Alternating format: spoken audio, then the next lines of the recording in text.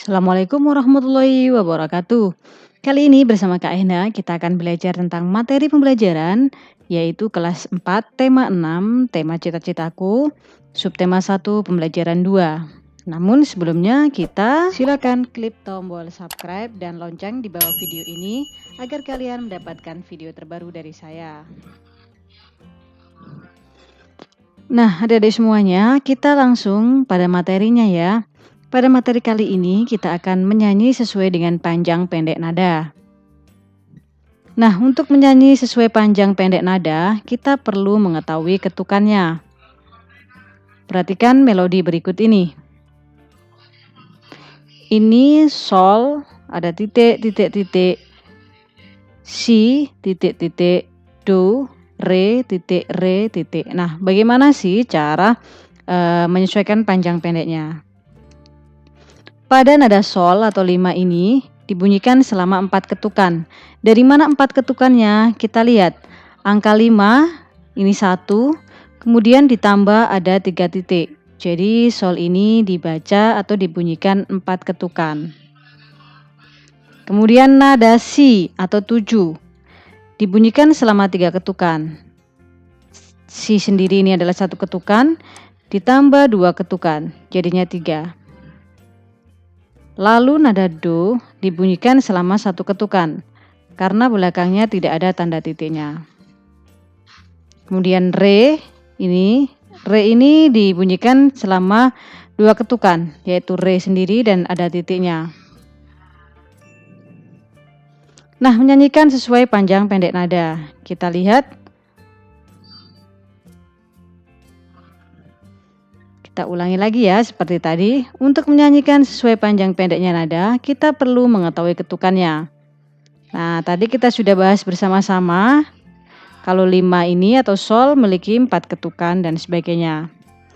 Bunyi yang panjang dapat dibantu dengan lambang legatura atau berbentuk garis lengkung. Jadi sebenarnya ini selain ketukan, biar kita tahu panjangnya atau ada titiknya 3, bisa juga diganti dengan tanda begini.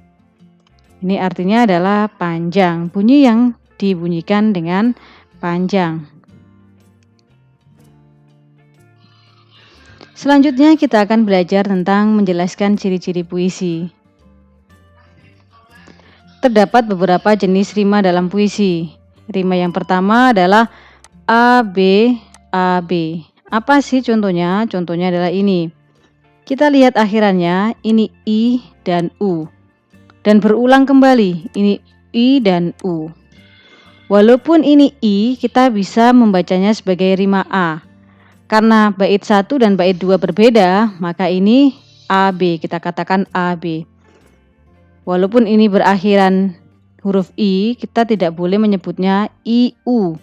Misalnya IU, IU, tidak boleh. Tapi kita pakai AB dan AB. Ini adalah sebagai simbol saja.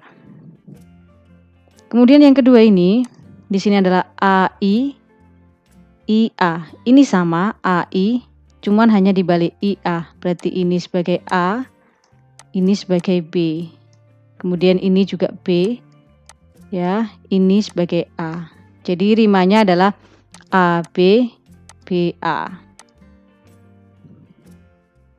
Kemudian kita lihat contoh yang ketiga, rima yang ketiga. Ini UU. Ini NN, ini berarti sama. Yang pertama kita sebut sebagai A, rima A.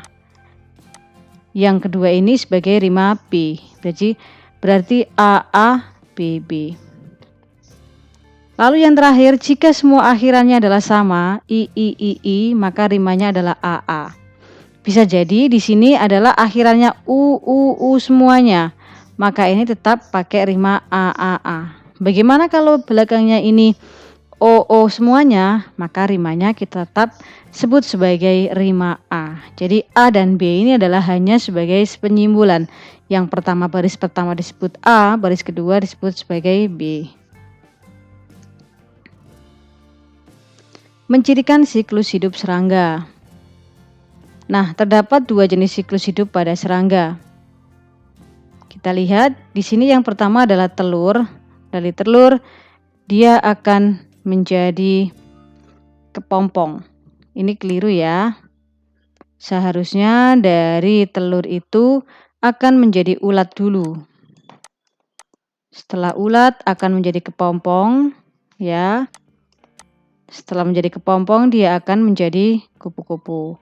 Nah, kupu-kupu ini disebut sebagai metamorfosis sempurna. Kenapa?